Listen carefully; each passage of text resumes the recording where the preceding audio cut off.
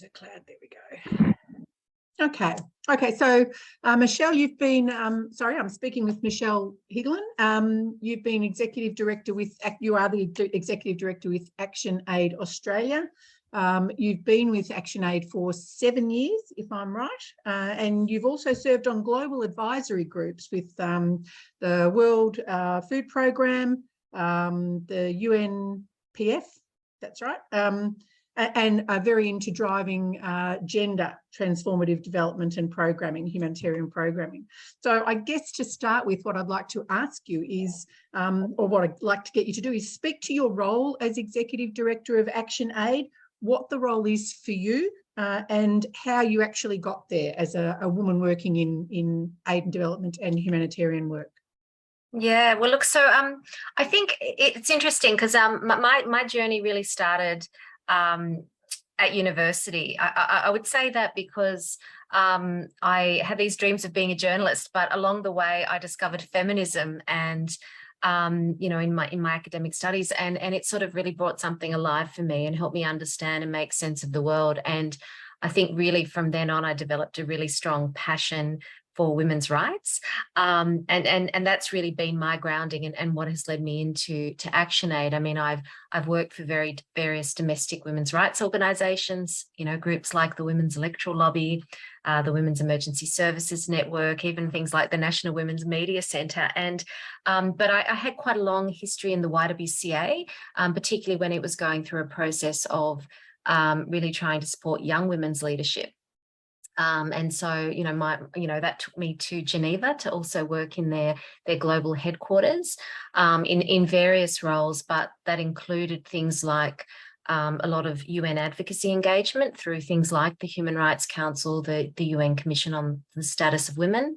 I mean, the YWCA was also a global organisation in 120 countries. So my role there also included, managing some of their programs. And that's probably where my development sort of part started to focus, because we did have small grants programs for YWCA members around the world, focused on things like women's empowerment and, economic security and all of those things. And yes, I came to ActionAid. It's actually now 8 years, and wow. I started in ActionAid as the head of programs, and with a mandate of really driving strong women's rights programming, building partnerships with women's organisations, and really looking at how we could drive our advocacy. And then I went on to be the deputy executive director, and then when our executive director left, I applied for the role and have been in that now for 5 years.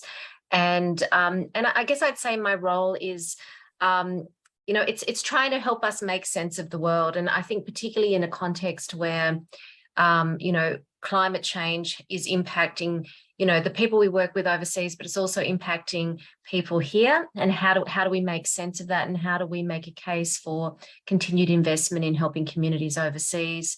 How do we find our role in that? And even in a context of COVID, COVID's been a big thing that's really shifted everything. So I sort of see my role as navigating the change, trying to help steer us in the right direction. And I think for me also, working for a women's rights organisation, it's about how do we do that work authentically?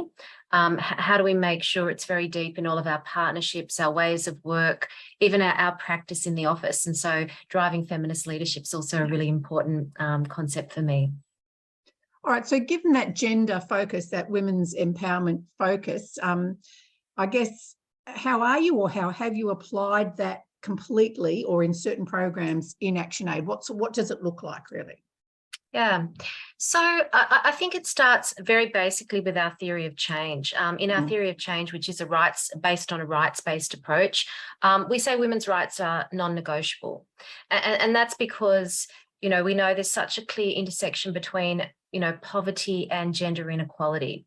We also see that in every crisis and disaster, gender inequality exacerbates the sort of the impacts on women and girls. So that's the first thing. So, all of our programming is really aligned with that principle and is looking at and sort of taking, particularly an increasingly intersectional approach. Sorry, I should say an intersectional feminist approach, because I think that's quite different to it, just a general intersectional approach where we do look at the intersection between gender inequality and other inequalities. So whether that's race, location, ability, a whole range of things, even age. And so a lot of our work focuses on, women with disabilities who we see sort of really experiencing inequality, multiple forms of oppression. So that analysis is a starting point. We have a strong focus on looking at how do we, as part of a rights-based approach, empower those who are most impacted to drive change. So it really is bottom up. And driven by the women who are most affected. That's a core principle for us.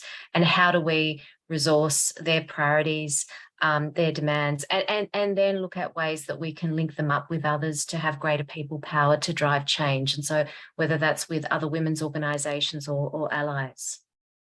Okay, so in terms of what you're in the work you're doing with ActionAid around that, can you give me like a bit of a snapshot of how and what the outcomes look like currently with all that work you're doing, especially like you say around that intersectional work?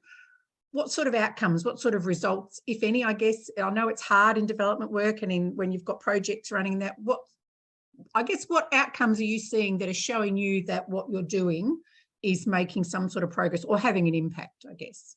Just a quick snapshot. Sure. Probably a good example is if I take you to Vanuatu, where we started our work there in 2015. And we were invited in by the Department of Women's Affairs after the cyclone hit. And they had said to us they wanted us to help them support women who are most affected from communities to have a voice in the disaster planning. 7 years later, we now have a movement of 5,000 women, the Women Who Talk Together network. Yep. These women know their rights.